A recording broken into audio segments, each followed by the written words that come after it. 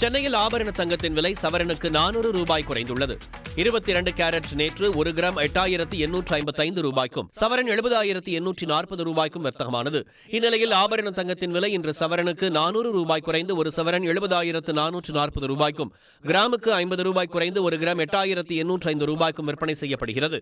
சில்லறை வர்த்தகத்தில் வெள்ளி விலை மாற்றமின்றி கிராம் 109 ரூபாய்க்கு விற்பனையாகிறது. அண்ணா பல்கலைக்கழக பாலியல் வழக்கில் கைது செய்யப்பட்டுள்ள ஞானசேகரன் மேலும் ஒரு வழக்கில் கைது செய்யப்பட்டுள்ளார். பெண் ஒருவர் அளித்த பாலியல் புகாரின் அடிப்படையில் ஞானசேகரன் மீது சிபிசிஐடி போலீசார் வழக்கு பதிவு செய்துள்ளனர். ஞானசேகரனை 2 நாள் காவலில் எடுத்து விசாரிக்க சைதாப்பேட்டை நீதிமன்றம் சிபிசிஐடிக்கு அனுமதி அளித்தது. இதையடுத்து அவரை 2 நாள் காவலில் எடுத்து விசாரித்த சிபிசிஐடி போலீசார் மீண்டும் நீதிமன்றத்தில் ஆஜர்படுத்தி சிறையில் அடைத்தனர். மதுரை வைகை ஆற்றில் கள்ளழகர் ராஜாங்க அலங்காரத்தில் மீண்டும் எழுந்தருளி பக்தர்களுக்கு அருள் பாலித்தார். தடம் பார்க்கும் நிகழ்ச்சிக்காக அனந்தராயர் பல்லக்கில் மீண்டும் எழுந்தருளிய கள்ளழகரை கோவிந்தா கோவிந்தா என்ற பக்தி முழக்கங்களுடன் ஆயிரக்கணக்கான பக்தர்கள் கையில் சர்க்கரை தீபம் ஏந்தி சாமி தரிசனம் செய்தனர். இதனைத் தொடர்ந்து மூங்கில் கடை தெருப்பகுதி, கோரிப்பாளையம், தல்லாகுளம் ஆகிய பகுதிகளில் உள்ள மண்டகப் படிகளில் மீண்டும் கள்ளழகர் எழுந்தருளினார்.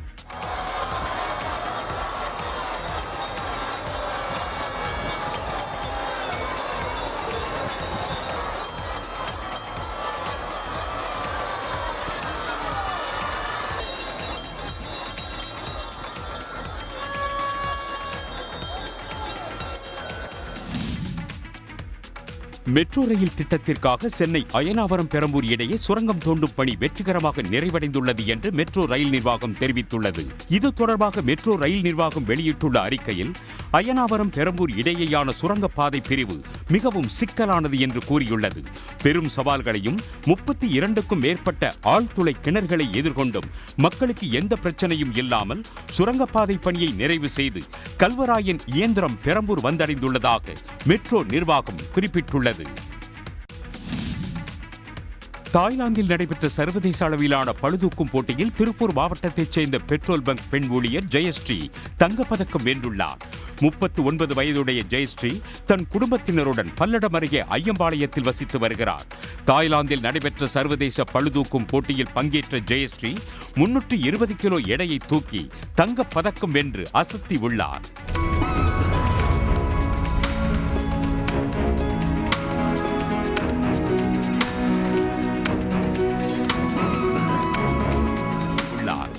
தமிழ்நாட்டிற்கு பெருமை சேர்த்துள்ள பெட்ரோல் பங்க் ஊழியர் ஜெயஸ்ரீக்கு பாராட்டுகள் குவிந்து வருகின்றன.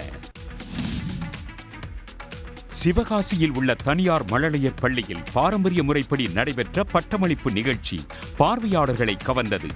மழலை வகுப்பில் தேர்ச்சி பெற்ற மாணவர்களை மேள தாளத்துடன் பல்லக்கில் தூக்கி வந்து தேர்ச்சி பெற்றதற்கான பட்டங்களை வழங்கினர்.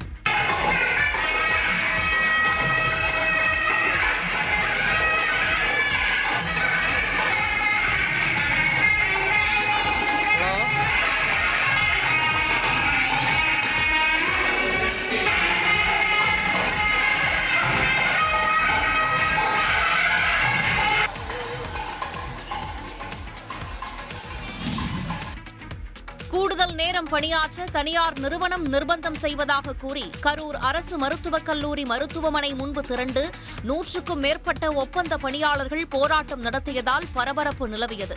வழக்கமாக காலை 7 மணி முதல் மாலை 3 மணி வரை ஷிப்ட் முறையில் பணியாற்றி வரும் தங்களை தனியார் ஒப்பந்த நிறுவனம் கூடுதலாக 1 மணி நேரம் மாலை 4 மணி வரை வேலை செய்ய நிர்பந்திப்பதாக அவர்கள் குற்றம் சாட்டியுள்ளனர். சென்னை துறைப்பாக்கத்தில் சாலையில் நடந்து சென்ற இளம்பெண்ணிடம் பாலியல் துன்புறுத்தலில் ஈடுபட்ட இளைஞரை போலீசார் கைது செய்து சிறையில் அடைத்தனர். ராமநாதபுரத்தைச் சேர்ந்த யோகேஸ்வரன் அப்பகுதியில் உள்ள உணவகத்தில் பரோட்டா மாஸ்டராக பணிபுரிந்து வருகிறார். நேற்று இரவு ஐடி நிறுவனத்தில் பணிபுரியும் இளம்பெண் ஒருவர் பணிமுடித்து திரும்பிச் சென்றபோது அப்பெண்ணின் வாயை மூடி பாலியல் அத்துமீறலில் முயன்றுள்ளார். நீதிமன்றத்தில் ஆஜர்படுத்தும் முன் காவல் நிலையத்தின் கழிவறையில் யோகேஸ்வரன் வழுக்கி விழுந்ததால் கையெலும்பு முறிந்ததாக கூறப்படுகிறது. ஒழுங்குமுறை விற்பனை கூடம் பச்சை பயிர் கொள்முதல் அளவை அதிகரிக்க மறுப்பதால் ஏராளமான சிறு குறு விவசாயிகள் பாதிக்கப்பட்டுள்ளதாக அன்புமணி ராமதாஸ் தெரிவித்துள்ளார்.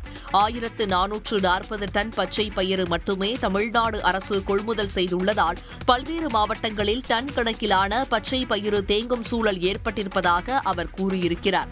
இந்த சூழலை பயன்படுத்திக் கொள்ளும் தனியார் நிறுவனங்கள் 1 கிலோ பச்சை பயிரை 50 ரூபாய்க்கும் குறைவாகவே கொள்முதல் செய்ய முன்வருவதாக விவசாயிகள் வேதனையுடன் குமுறுவதையும் சுட்டிக்காட்டியுள்ளார். எனவே ஆண்டுக்கு 7000 டன் பச்சை பயிரை தமிழ்நாடு அரசு கொள்முதல் செய்ய முன்வர வேண்டும் என அன்புமணி ராமதாஸ் கேட்டுக் கொண்டுள்ளார். உடனுக்குடன் செய்திகளை தெரிந்து கொள்ள சன் நியூஸ் பெல் ஐகானை கிளிக் பண்ணுங்க.